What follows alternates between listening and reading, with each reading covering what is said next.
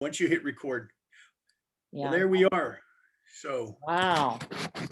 we're here, the fourth episode of Leave Nothing to Chance, and it is my honor to interview one of my very close friends for almost 40 years. Wow. And we were children when we met, right, Arlene? Unfortunately not. We were in business and So we met long about ago. 40 It's so years ago. long ago, but it's like yesterday. It is. It is. It's been a remarkable journey, and you've had a remarkable journey. And of course, I've known you and watched your son grow up and become very, very successful in his own right. And I knew your mom and dad a little bit. I knew your brothers a little bit. You come from such a successful line of people, and I think our listeners might be interested. Just some of the people that in your bloodline, some of the people you were related to. Let's start with your dad. I know what he did, of course, but why don't you Well, share? my father was practicing medicine, I think at 22 years of age. He actually skipped a year in medical school and he did his residency at the Mayo Clinic where he met my mother. And my mother was a dietitian coming out of Canada. And the first day he met her, he said, I'm going to marry this woman on the first date. And he ended up marrying my mother, but she's Canadian, so I'm half Canuck. And a lot of cousins and relatives up there. But my father's father was someone I never got to meet. He was born, he died, he passed away on Christmas morning. I'm born Christmas morning. And he died 10 years before I was born. And he also was he was a teacher. He was a professor of organic chemistry at the University of Pittsburgh, wrote the medical textbook for Harvard and Yale. Mm. And he invented so many things today that if he worked not for a company, he would have been a trillionaire, not a billionaire. I'm serious. There are so many things with bank vaults. I remember when my mother went to Alcatraz with my father, and she turned to my father and she says, was this what it was like when you were here with your father? And the policeman turned around and said, what are you talking about? Was your father in Alcatraz? It's because he created the canister that you put tear gas in. Wow. That's one of his inventions. He did a lot with the bank vaults, and he did a lot with why aluminum cans don't corrode inside, why garbage cans don't build mites. And inside the University of Pittsburgh is the Lowy room in Clapp Hall, which is the organic chemistry, because that's what he was, professor organic chemistry. And in Clapp Hall, there's 15 on the wall is these all these inventions. It was all done by my brother, who's a photographer, and there was this big production, and I was there for the induction of the whole thing, and it was just overwhelming Mm. to not know this man and what he did. It was amazing. My father actually told me that he had him he was my father's student. He says, don't tell anybody you're my son. Amazing, amazing. But my father was brilliant. I mean, just off the charts. I, And I, I always enjoyed talking to him. We'd sit on the back porch there when I would visit you in Pittsburgh, and we'd sit on the back porch and talk about philosophy and science and chemistry and religion and politics. And very, we're, very, we're, very well versed. Yeah.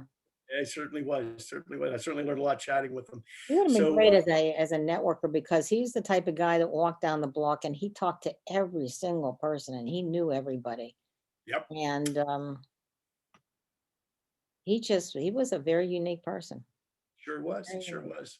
And your son is doing well now. I know he's living in Los Angeles. I know you're watching your grandkids grow up long distance right now. I know that's Right. certainly frustrating with the COVID and all that, but hopefully that'll be resolved soon. But how is he doing? I haven't talked to him lately, but I know Well, he's doing well. it's interesting because he's like multifaceted. He's such a business mogul type person, but he also decided to go to law school and get a law degree, which he did, and he's built the most amazing practice. Uh, and he didn't work for a company. He actually went into a boutique ready to build his entire business by himself. And in 2 to 3 years, he's working major multi-million-dollar cases, big cases.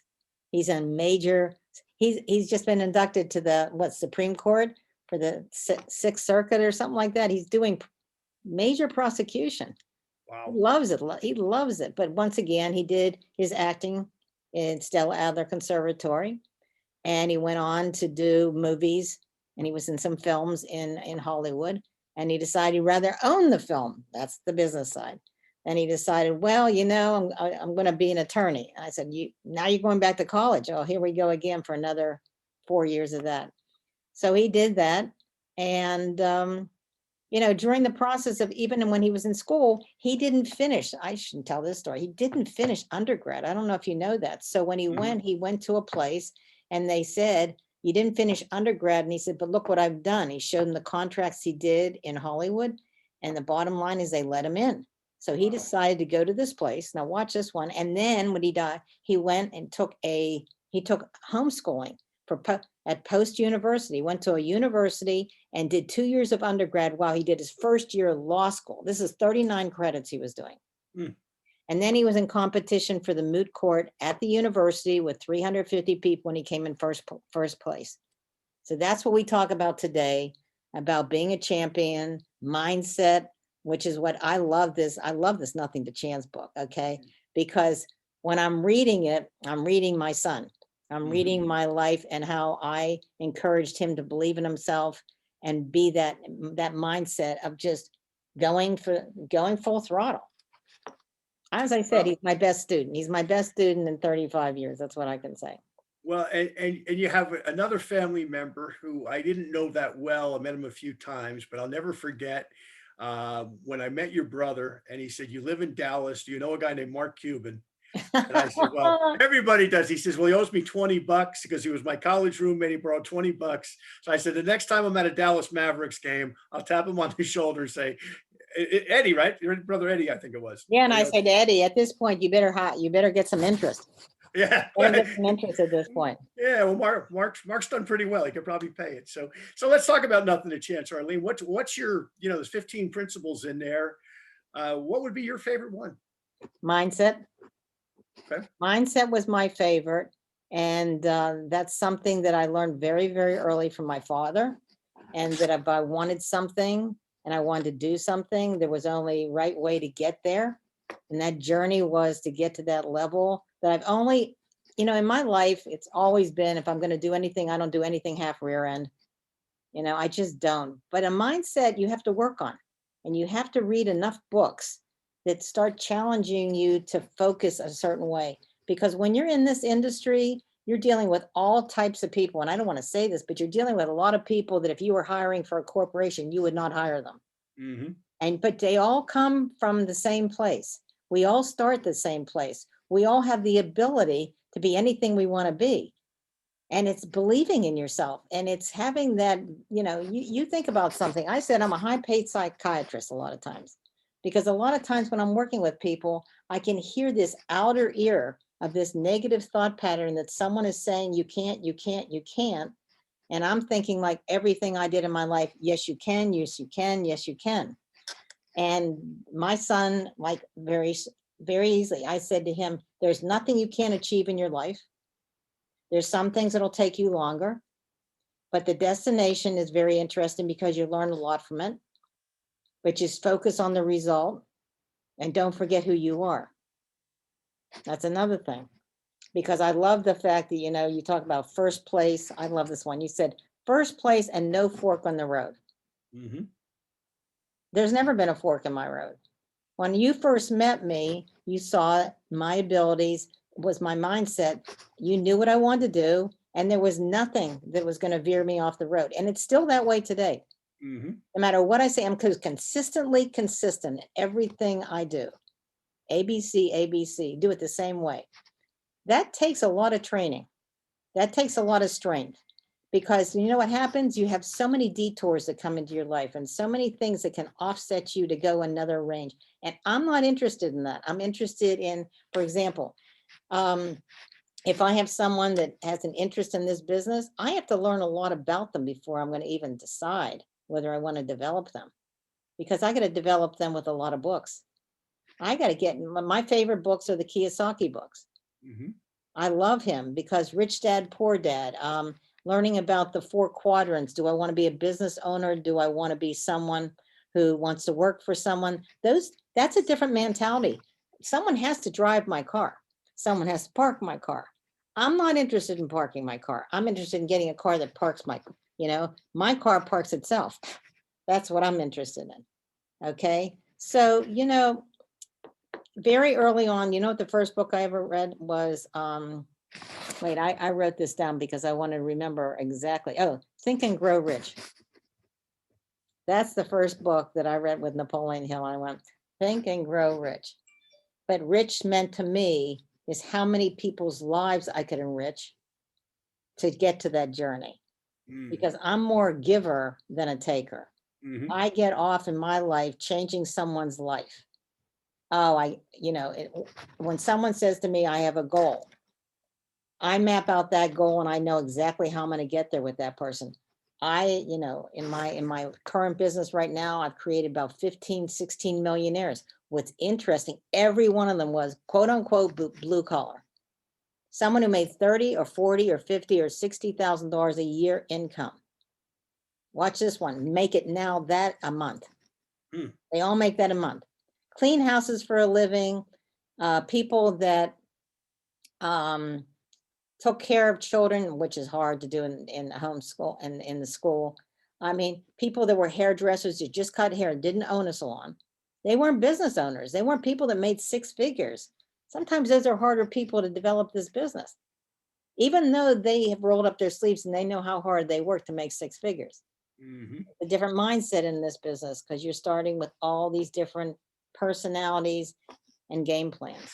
And it's being able to focus and have that mindset to teach them to read the right things, to encourage them to learn how to have that mindset.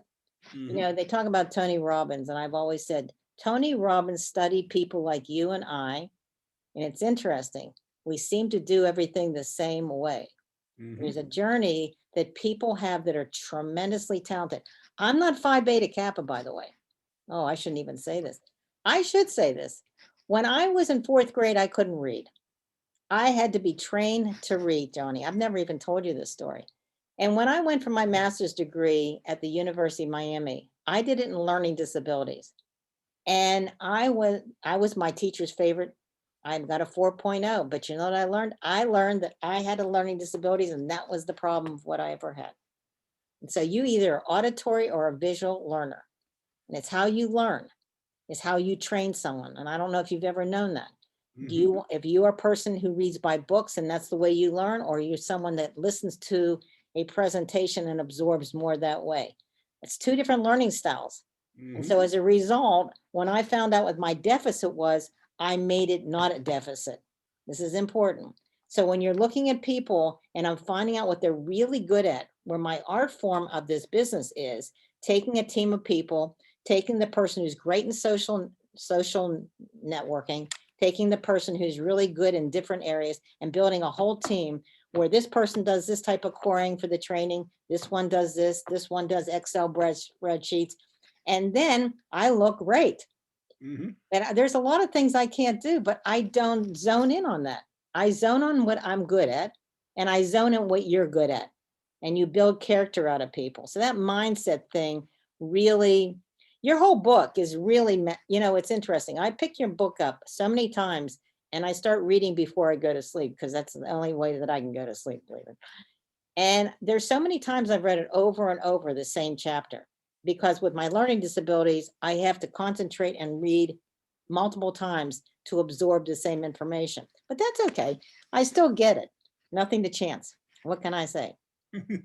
So early on, you were introduced to Think and Grow Rich. What were a couple other books that you read along the way that Well, you really want to know impacted you? something? You know, and look, this is really important. Where did I put it? I put it in the other room. I have all your books. Okay. And at the very, very beginning, look, people don't realize something. I came into the network marketing business by pure accident. Someone put a box in the middle of the table was Herbalife. I had no idea what the heck it was. And I went and said, if I like the product, then I can share it with people. If it works, I can share it because I'm not a con artist. If I believe in something, then I can formulate that. So that's how I was introduced to it. But a month later, that person actually left. And I went, oh my God, now how do you do the business? My sponsor left, so to speak. In the meantime, years and years later, you and I met. And I'm trying to figure out how we met. I think we met in a water filter company. Was it Clearbrook? Clearbrook. Yep. 1980 something. Oh my God. It's And 87. that company went down, and then you said to me, "We're gonna sell cookies." And I said, "Cookies?" And you made me go to this company out of Canada, and you taught me. Now, I don't remember a lot of things you tell me about myself because it's so long ago. This is the only thing I have to tell you that's different about the retention of things. But I will say one thing, that you honed in on me and you taught me more than anybody ever has taught me in this industry. So when you say, what did I read? Anything that you told me to read. Mhm, Anything you told me to read, anything you told me to do, you taught me. And Tim Sales did a lot of stuff at the very mhm, beginning mhm. of learning the techniques of talking to people and calling people and it's not recruiting people, it's building relationships with people, all these combinations. But it's like I said, think about a book that you might have told me to read. I'm trying to think because I've read so many. You made me read books. I know. Well, As a Man Thinketh by James Allen was Yeah. one that was kind of always a standard of mine. Right. Later on, as we got into later years, anything Jim Collins wrote, Built to Last, for Built to example, last. because Built to last. there's so many great examples of Right. companies that were really, really good versus the ones that were great, Right. and why. From a network marketing standpoint, there was never really a lot of network marketing books. It was more things like things like how to win friends and influence people, Hmm. of course, kind of some of the standards that we were like, okay, let's at least refer to these things and read them, because we're trying to lead people, and we're trying to lead people, of course. We want to be able to give them as much information as we possibly can. One I think I probably shared with you early on was the first one I ever read, which was by not Dr. Norman Vincent Peale, about having a positive attitude, Have a positive attitude. because that was such See, an you have to draw impact. my memory because I Yeah. know you had me reading books like crazy, and I was reading and reading and reading. And by the way, I taught my son that. Hmm. I remember when I gave him all Donald Trump's books, Hmm. and I said, "Now, watch the mindset of this man." Now, I'm not going to get into politics right now, but the bottom line was, here was a person who was very genuine, like caring, that he would sit down. If you talk to him, he would sit there and listen. I've seen him on interviews, but he also had this inner strength that he focused on what his principles of where he was going. And there was nothing. I mean, I've never seen anybody who can take a smack as hard as he can and not flinch or not show he's flinching. And that's one of the skills my son learned how to do Hmm. because I gave him so many books. I mean, I'm just telling you, all these self-help books, all these things about focus, everything about mindset, everything about it. Oh, here's the other thing about your book. The other thing that drives me crazy, but it's so important. I've been brought up this way, integrity. Hmm. And I'm going to tell you something. My father used to say something to me, and I shouldn't say this, but it's true. He says, "You're not a Smith, you're a Lowy. Don't forget it." I mean, he did this to me all the time. He also did this other thing. I'm from Missouri, prove it. I'd come home with a $50,000 monthly paycheck, and he'd say, "When are they going to take it away?" So Hmm. he had me in this driving thing that I got so aggravated one time that it was their anniversary, and I gave him a $5,000 check from Missouri Express coming in FedEx. And I said, and he had such a tough time taking it. And I said, Dad, just enjoy yourself and take my mother on vacation and leave me alone. That's a great story. But your books, by the way, every book you've done, I don't know if you really realize what you're doing. There's such a succession of learning in each one of them. And what I love is that you have all these people that you have actually had relationships with Hmm. one way or another, and you put them in this book and their stories. Their stories. People have to read this. You know why? Because they will realize that they belong in the book. They Hmm. can get in the book. There's no achievement that anybody can't instill. You'll see people who will win an Olympic where they don't have one leg. Hmm. You'll have someone like myself who can't visually see that well, but I still can drive down the street and I don't sit there and have some chauffeur take me because I'm going to get there. I'm just going to get there. So, we're not all fantastic at everything we do, but your God gave you a talent and you need to hone in on it and make an imprint in your life, make something special in your life. So all the Exactly. books that I've read in my life have given me the integrity to be who I am. I'm accountable for. I'm the best friend anybody have had. And I'm also honest. And we need a lot more honesty in this lifetime right now that I'm not seeing. I give an example. These just little things. I got a bunch of product that came in the other day, and I noticed I didn't order those 4 things that are in the box. The average person would go, I'll just keep it. They'll never know about it, because it was actually stuff that's weightless. I mean, it's just not that weight. And so what I do, I called the company and I said, I have 4 boxes that came in this. They said, really? They said, Arlene, I think you're one of the fewest people who ever call here and tell us you have extra product. Well, I said, well, I have to tell you one other thing. I bought a thing of toothpaste and I opened up the thing and I said, doesn't weigh anything. And I noticed it's a tube that never got filled. So they said, well, we'll send you another tube. I said, no, I'm going to send this back to you with the other boxes. And I said, I want you to see what happened in production. But I would feel bad taking something I haven't earned or haven't paid for. Mhm. And I can't steal. I can't steal people's lives, dreams, and make them believe something that's not going to happen if I don't see the effort. That's why when you sit there and you say, what do you do when you first bring someone in the business? You really have to sit down and listen. God gave you 2 ears for a reason. Mhm. Okay. You got to listen and you got to take notes. You're going to find out the journey that person wants. If they might be 40 years of age, 50 years of age, and they might be on a totally different playing field than a 20-year-old. Well, right now we're at such a different time because of this COVID situation, where we've got 20-year-olds, 25-year-olds that getting out of college in some cases maybe they didn't go to college, but they've got all of these skills and they're saying, what's the future? And then you got people even in our age group that maybe they had a career, maybe they were in something and they did reasonably well at it, and now all of a sudden, because of this situation, their company is gone or their business is gone, or at the very least they're downsized dramatically because they're not going to make the revenue that they once made, whether they're a business owner or an employee, and they're looking. So on that subject, Arlene, okay, whether it's a 25-year-old or a 60-year-old, how do you get them started? How do you get them off to a flying start? And what do you do to support them as long as they reach, and as long as they're reaching you and saying, okay, I'm talking, I'm doing everything. What do you do to really move them along? Well, first of all, there's a double sword here that's going on. Our industry is actually exploding right now. And the reason it's exploding is everybody is home. You're not trying to find people because they've been at work all day and then they come home at 7 o'clock at night and they got to feed their family and they got to do their kids and everything else. Everybody is home. So your audience is much greater right now that you can find people.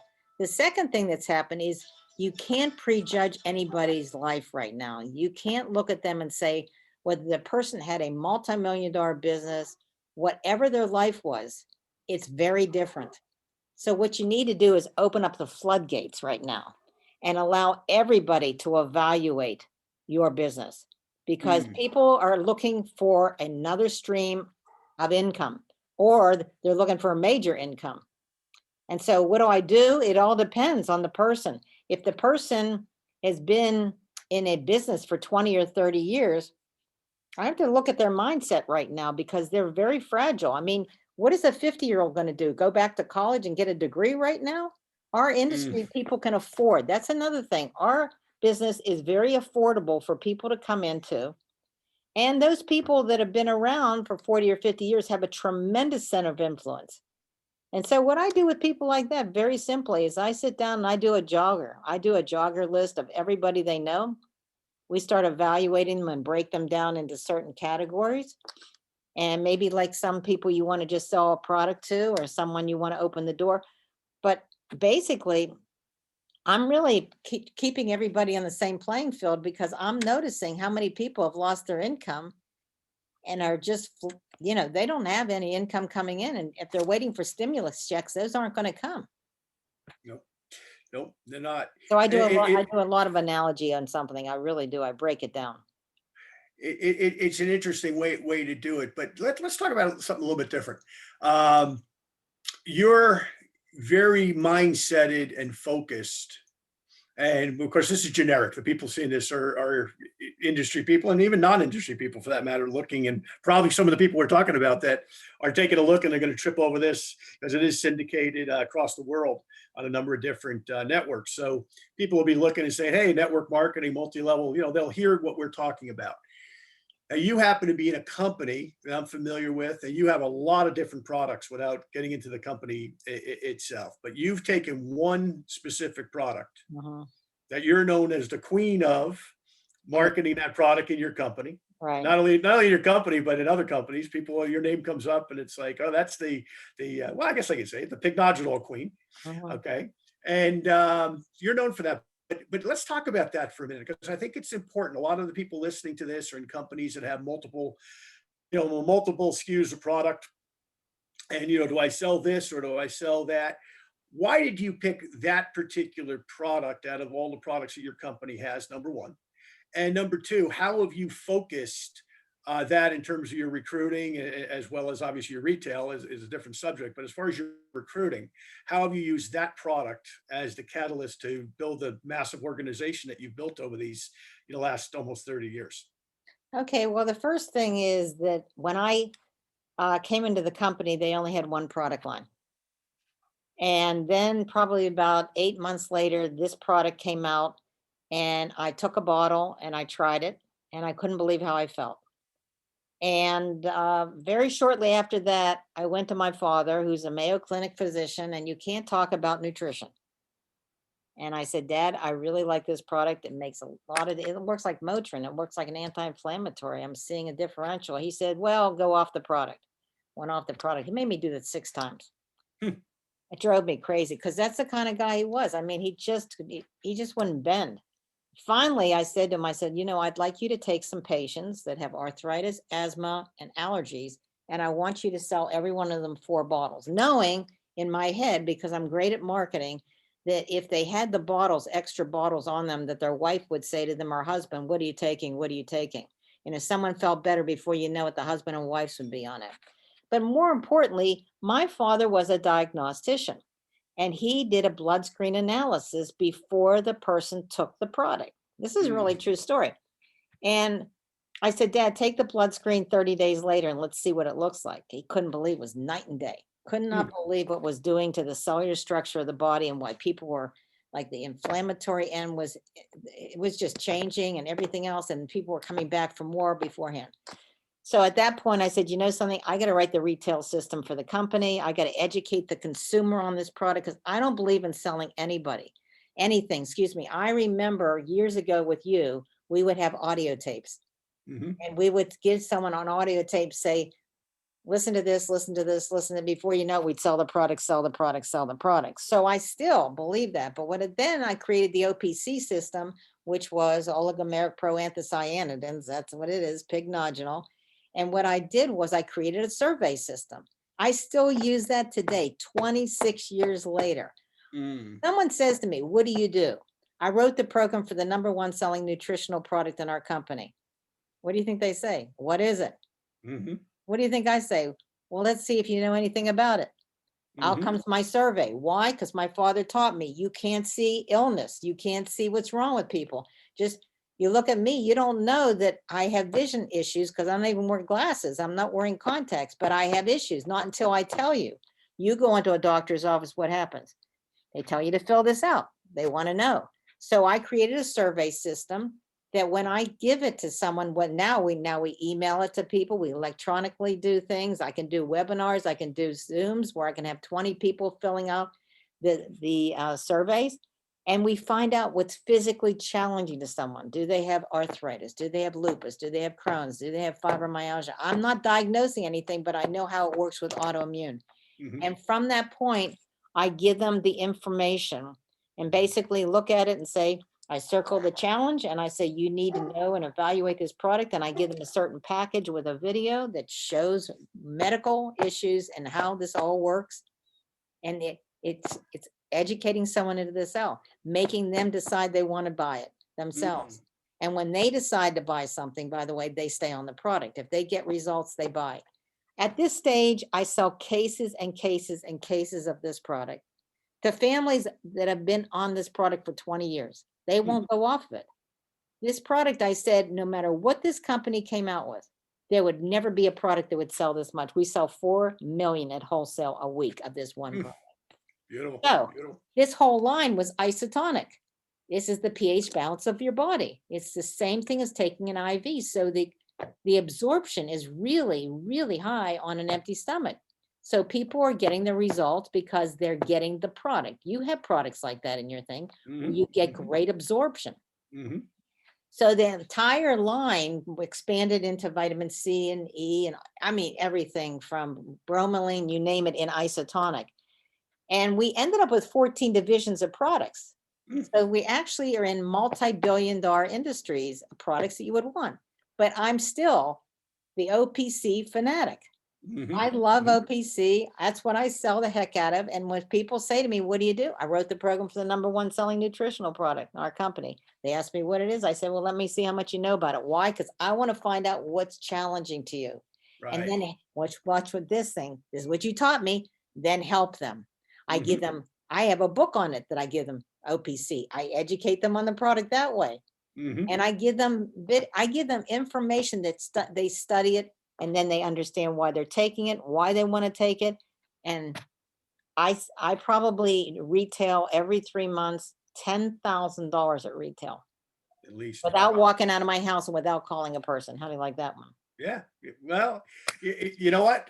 It goes back to that, what we're talking about, mindset and doing what you know how to sell that particular product. Hmm. And you happen to love that product and you happen to have personal results with that product and you've had great results with people with that particular product. So what you've done is you've gone vertical, you've vertically integrated that one product over and over and over again in so many different categories for people that you've built a dynamic business that's going on now. It's 30 years you with your company? Well, 26 years will be 26. 27 this year. But you know what's great about it is the thing that people have to understand about this industry is you want preferred customers.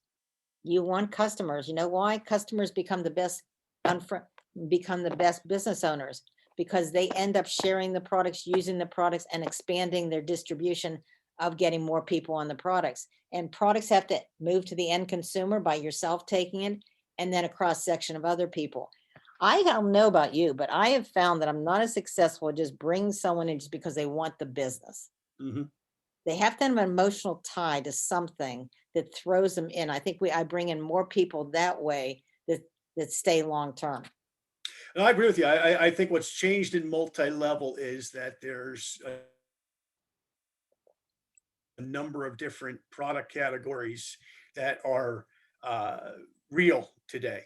It's not built by you can't build a business anymore by hyperbole. There's too much information. I mean, somebody picks up their phone and Google's what you tell them, and you darn well better be telling the truth because you can't lie to them. And not that people lied in prior times in network marketing, but let's face it, everything was anecdotal. Today, prove it. Go back to what your father said about Missouri, right? That old statement about I'm from Mhm. Missouri, which means I think Harry Truman was the guy that created that, right? He was from Missouri. I think he was. Yeah, he was from Missouri. Uh, was that whole thing about, hey, you better prove it. And if you prove it, okay, now you'll get my money at least once. And if it works, great, you'll get my money continuously. And you've been a role model for that, not only in your company, but in the industry.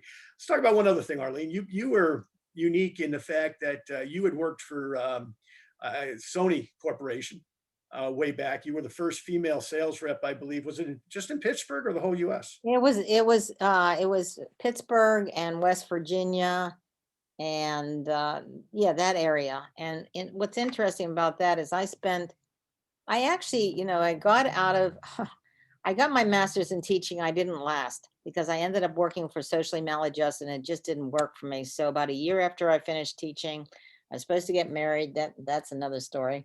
And actually came back to Pittsburgh because I was actually in Miami. And when I came back, I met someone and they were a sales rep. And from that time, I ended up with an interview with Sony in Pittsburgh. And that was a two-step market. I ended up doing extremely well. I was there 10 years. And I'll tell you the truth of the matter. I would get in my car and I would drive and I would go to areas that I can't even believe that I would ever go into. I mean, that it was just backwoods of everything. I was fearless. I don't know if I would do that today. But I have to say that when I left the job, they never were able to replace me, Mm. ever. There were three different guys that tried and tried and tried, and they said, "What does this woman do that everybody wants her back? We cannot." And well, quote unquote, she was a Jewish mother. I made sure that all my dot my I's, cross my T's. I was dependable. I was there. I'd follow through. Any problems, I circumvented everything. That was I integrity. Well, you were ahead of your time though, because to be working for a major Japanese manufacturer like that in the time frame that you did it to, you were Yeah, kind of it was always. all men. It was all men and me. Yeah, it was all men and me. There was no doubt about it. But every time we had a competition, well, I'd go to meetings and everybody's talking Japanese. It was really interesting. And then I would laugh because they knew exactly what I was saying because I know in Japan, that's first language they all learn is English, and they come over here and figure out everything that we're doing. Mhm. But no, it was incredible. And when we had competitions, they said, "Don't compete with her. She competes so hard against herself. She'll win the television, she'll win whatever you're doing. Don't even play." And that's really what happened. I ended up winning every single thing. Every time there was a competition, they said, "Just give her the television or whatever," because I mean, seriously, if they asked me to do 1 million, I did 2 million. If they asked me to do 2 million, I did 3 million. I mean, everything to me was overachieving, always making it out. And I ended up being number one in a bunch of companies because of that, no matter what I did, even in network marketing. I mean, I met that woman, Sandy Chambers. My brother met her by an ad in Toronto. I talked to her. I started a relationship with her.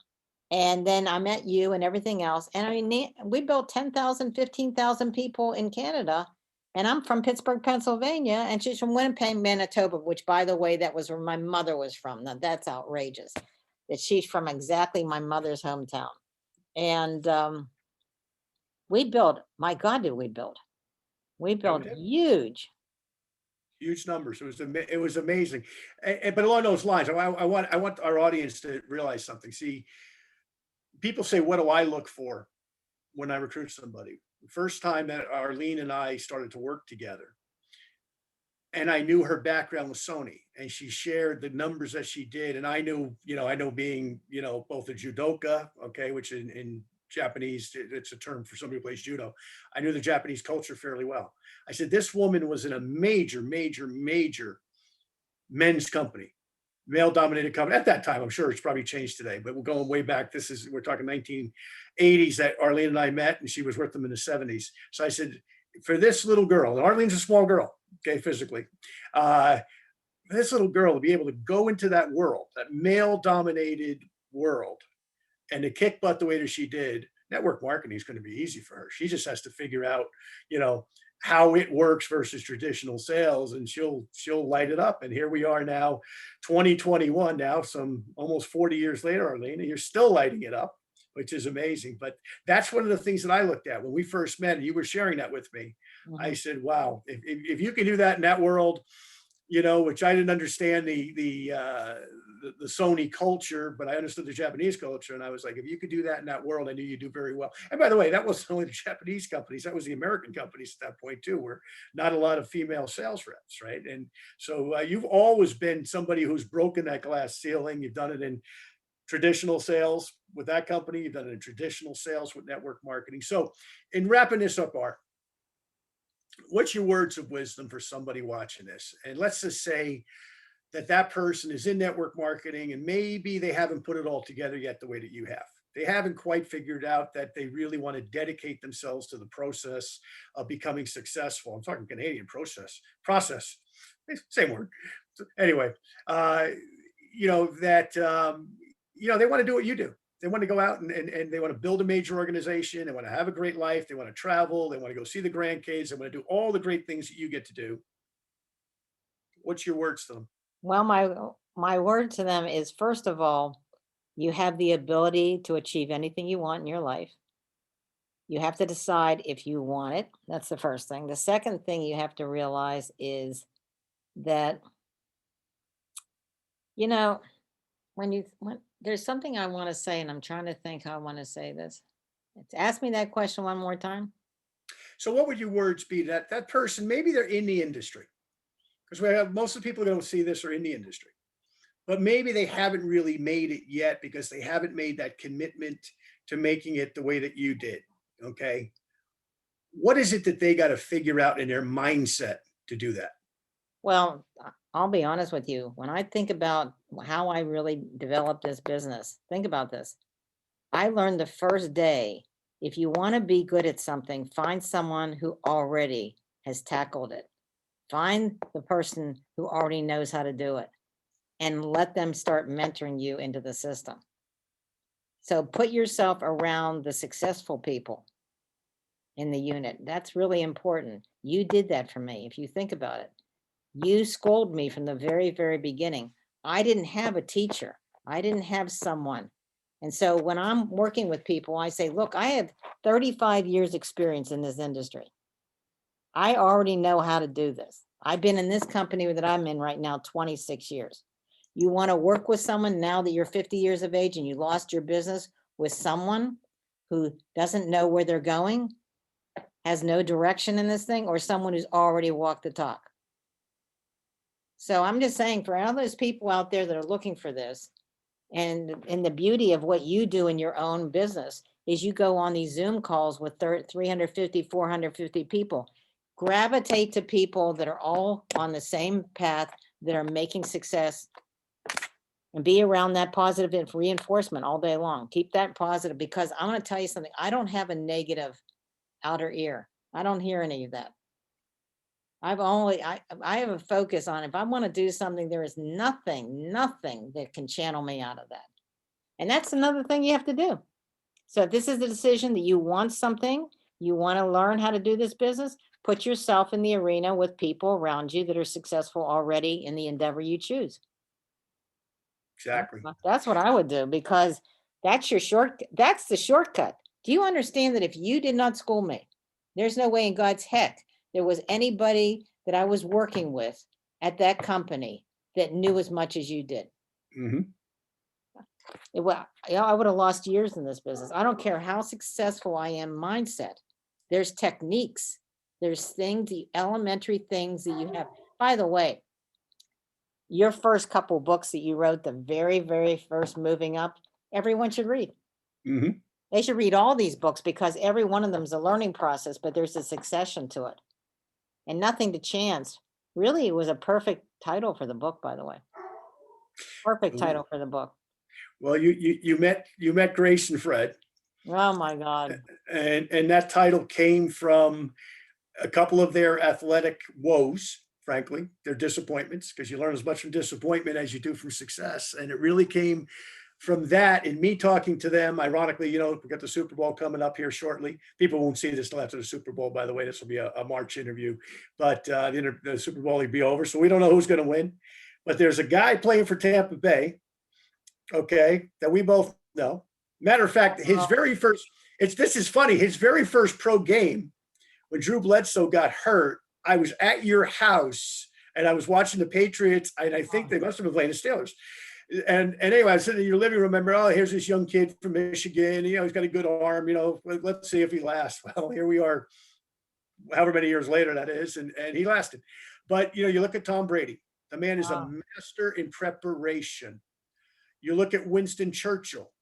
When Winston Churchill would write his speech and he knew he had to prepare it, to give to the English people, especially during wartime, he would go over that speech an hour a time each word to make sure that the word had the right inflection point. Well, whether you're Tom Brady and you're winning Super Bowls at 43, or playing in them at least, because we don't know what's going to happen, or you're Winston Churchill and you're leading a country through, a catastrophic war, it's preparation. So the Leave Nothing to Chance title came as a result of me telling my kids, look, you guys are doing good, but you have to prepare a little bit better, a little bit more intense, so that the coach or the judge, when they watch what you do, they go, oh, that kid's good. That kid's good. We want that kid. And so that's where the title came from. But it's I used it with them, but I've used it thousands of times in business over the last number of years. to really share with people. And, go back to our, relationship and friendship and business relationship over these 40 years. And it's kind of, what I was telling you in the beginning. It's like, you were a single mom. It Still was like, single mom. yeah, still single mom. All of these skills, all this education, this great family that you come from. And it was like, okay, what weren't you doing to get where you wanted to be at that next level? And it was finding that thing to say, hey, what if you left nothing to chance and you did this and this and this? What if? Ah, And there you are, and here we are all these years later, and you've been a success and a blessing not only to your own family, but to thousands and thousands of your distributors around the world. And here we are. So I wanted to share one thing that you were just talking about, that you're talking about Tom Brady. And I want you to think about something, Johnny. Tom Brady goes and leaves the team that he's been with forever, and he goes to a whole new team. They've never won the Super Bowl. They've never won a division. Can you imagine this? Not only the skills he has, but you talk about the preparation skills we talk about. This is what I'm talking about.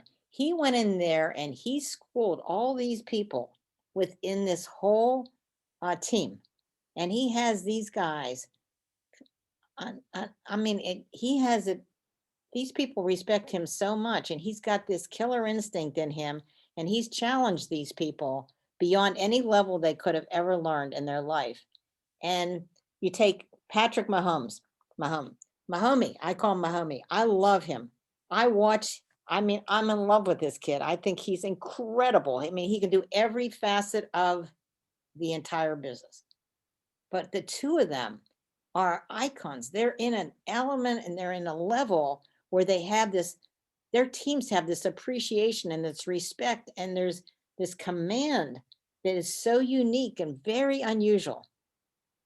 I don't know that many people that could do what Tom Brady does, go to a complete new team, hmm. complete new people, and completely revamp them to be an all-star team.